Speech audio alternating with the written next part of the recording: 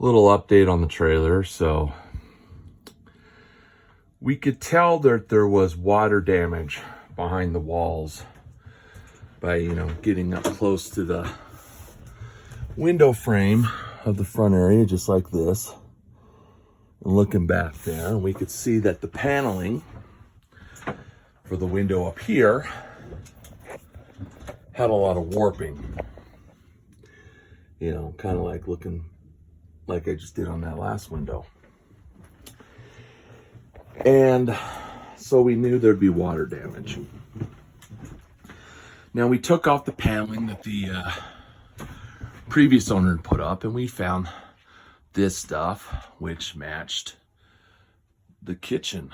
And the kitchen doesn't show any sign of water damage.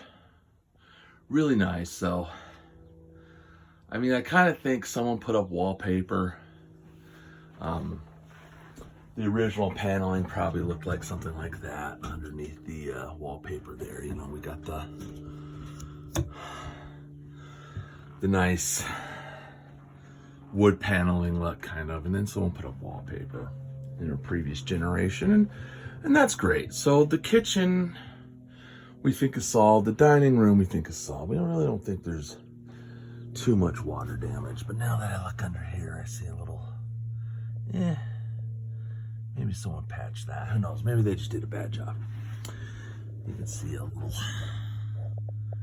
pull right there. Maybe that's just aging. Anyway, wife had me open her up. Now let's look. So it definitely looks like, water was coming in the corners.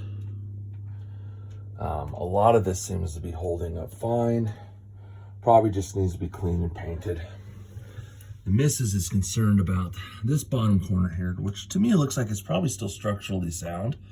Just needs to be cleaned and get some primer put on there to kill off the bacteria.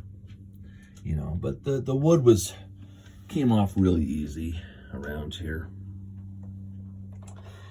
And then, of course, we got some areas that are stained, need to be removed. And then we get over to here, and you see where it is eating it up so bad. It looks like almost like there was a fire. And, that's sad. So I'm going to have to cut that out and redo that entire length. Luckily, I won't just use cheap pine. I'll use like weather-resistant 2x2s at my local home store. And we'll make sure we put a layer of antibacterial primer on everything. But, you get up here and you see, well, that beam broke right there. And you can see that one's been getting eaten up and probably has to be replaced. Hopefully that back beam could just be cleaned. Now we see some other things, like we're looking at the ceiling here, right? And you can see some water damage over here.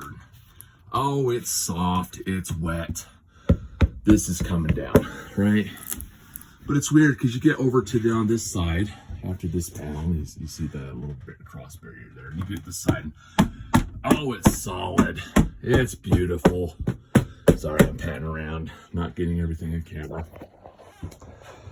So that's great. But anyway, the wife is worried that maybe the floor could have some rotting and might need some love. So currently what I'm doing is I'm labeling electrical as I pull things apart so I know where everything's supposed to go. This is the wire to the water tank. Those are the wires to the water pump, which wire they're supposed to connect to when they go back.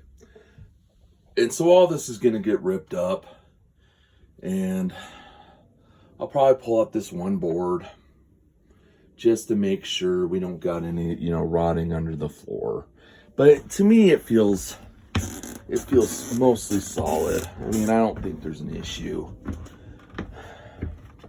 But whatever keeps the wife happy, we'll do that. So we're still in demo. I'm going to take my oscillating tool, my oscillating multi-tool, and attach the scraper to it and go through the rest of this paneling that's really stuck on with glue so we can get a nice fresh start. few things I was disappointed about this trailer though is when I got things opened up, you know, there's not 6 inches of wiring here as would be housing code. It's bare minimum, which may make things a little difficult to rewire these power outlets, and we'll see about that. And maybe I'm gonna have to run some new wire. I want to put, you know, the width of here would fit a double bed, all right? And I'm thinking we may put a double bed above us too.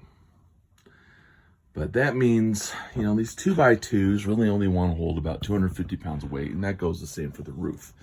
And I'm a big guy, right? So I'm concerned about working on the roof that my weight might be too much to it if there's too many of these rotted beams. I can lay flat and even that out. Hopefully I won't fall through as I'm taping and caulking roof areas and etc. So, but with the double bed here, same premise goes. You know, I want to patch in some 2x4s to hopefully handle the weight of doing a double up top. Because then, you know, I might put 2 of my boys up there. One's just starting; he's 12 years old, and you know, he's becoming a teenager and putting on weight. And the other's, you know, he's 10 and he might get a little heavier. I mean, if I do this right, this trailer's going to last a long time. But if you're going to rip down these walls, I definitely think you should go over every single beam with some antibacterial primer.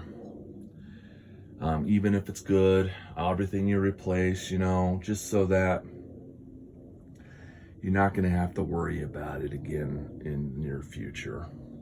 And it did rain heavily last night, and I'm not sure how much water got up in here.